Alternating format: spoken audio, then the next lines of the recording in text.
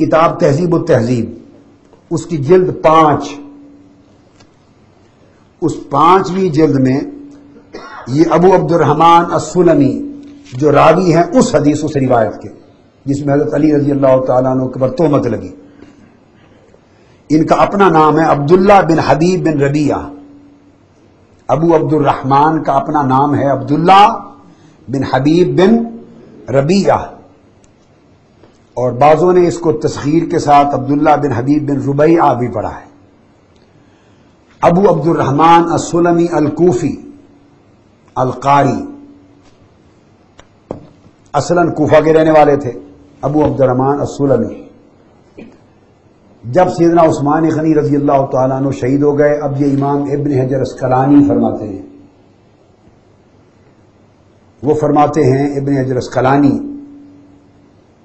یہ جو ابو عبد الرحمن السلمی ہیں کوفی تابعی ثقہ تھے، مگر امام ابو داود نے کہا کہ اندھے ہو گئے تھے، کان اعمیٰ تھے،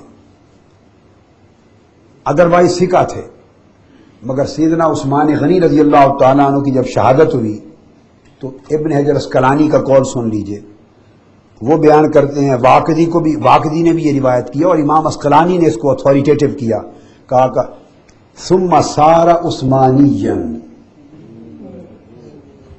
یہ شہادت عثمان غنی کے ساتھ ہی حضرت مولا علی مرتضیٰ کے مخالفین میں شامل ہو گئے تھے، حضرت علی کے مخالف ہو گئے تھے۔ سارا عثمانیین، اور میں آپ کو نقطہ سمجھا چکا ہوں کہ عثمانیین کسی فرقے کا نام نہیں ہے، نہ کوئی طبقہ ہے، نہ کوئی مکتب فکر ہے، نہ سیدنا عثمان غنی رضی اللہ تعالیٰ عنہ کی حیات مبارکہ میں کوئی عثمانیین تھے، یہ عثمانی ترک ہوئے ہیں صرف بعد میں، عثمانی ترک ہوئے ہیں، عثمانیین کوئی نہیں تھے۔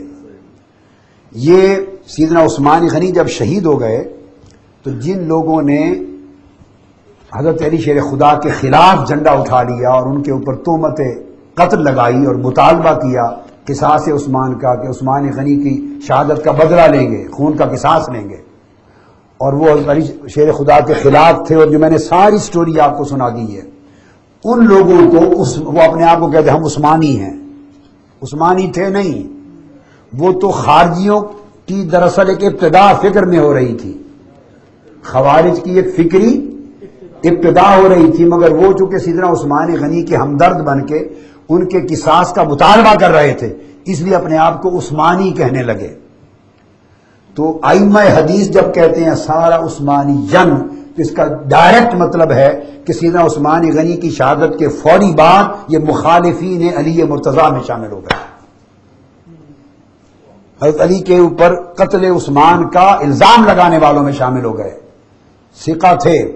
اب اگر تو قاعدہ سن لیجئے حدیث کا، اصول حدیث کا قاعدہ سن لیجئے، اگر تو اس کا مطلب یہ نہیں ہے کہ کوئی عثمانی ہو گیا تب اس سے حدیث کی روایت نہیں ہو سکتی، وہ سیکھا ہی نہ رہا، یہ بھی نہیں، میں دیانت دارانہ بات کر رہا ہوں اصول حدیث کی، اور کوئی ایسی بات نہیں کروں گا کہ اگر کوئی شخص 100 کتابیں بھی اٹھا لے تو میری کہی ہوئی بات اصول حدیث کے کسی پیمانے پر غلط ثابت ہو جائے، ایسی بات نہیں کروں گا، ضابطے کی بات کروں گا۔ اب عثمانی ہو گئے اس کا مطلب یہ نہیں کہ ٹوٹلی ان کی ثقافت جاتی رہی، وہ کاذب ہو گئے یہ معنی نہیں، سکہ نہ رہے یہ معنی نہیں، عدول نہ رہے یہ معنی نہیں۔ نکتہ یہ ہے، امام بخاری نے صحیح بخاری میں، امام بخاری سنی ہیں یا شیعہ ہیں؟ بولیے، اہل تشیع میں سے ہیں یا اہل سنت کے امام حدیث ہیں؟ لیکن امام بخاری نے کثرت کے ساتھ کئی شیعہ روات سے حدیثیں روایتیں کی ہیں صحیح بخاری میں۔ میں آپ کو یہ عثمانیین کا نکتہ بتانا چاہتا ہوں۔ امام بخاری نے حسن بن صالح سے روایت کی ہے، اور یہ احد الائمہ تھے اور ان کے بارے میں تشیع کا الزام تھا، اور یہ امام بخاری کے راویوں میں سے ہیں، اور ان پر الزام تھا شیعہ ہونے کا۔ آگے آئیے، امام بخاری نے عبد الحمید بن جعفر الانصاری سے روایت کی ہے، یہ قدریہ میں سے تھے، قدری تھے، ایک قدریہ عقیدہ تھا نا جو تقدیر کے مسئلے پر ان کا اجماع امت اور سواد اعظم سے اختلاف تھا، وہ راوی ہیں امام بخاری کے. عبدالعزیز بن ابی رواد المکی سے روایت کی ہے، وہ مرجئہ میں سے تھے، ان پر ارجاء کا الزام تھا. میں ایک علمی نکتہ اصول حدیث کا سمجھانا چاہتا ہوں کہ عثمانی ہونا کیا ہے، خارجی ہونا کیا ہے، شیعہ ہونا کیا ہے، معتزلی ہونا کیا ہے، مرجئہ ہونا کیا ہے، یہ بات سمجھا رہا ہوں.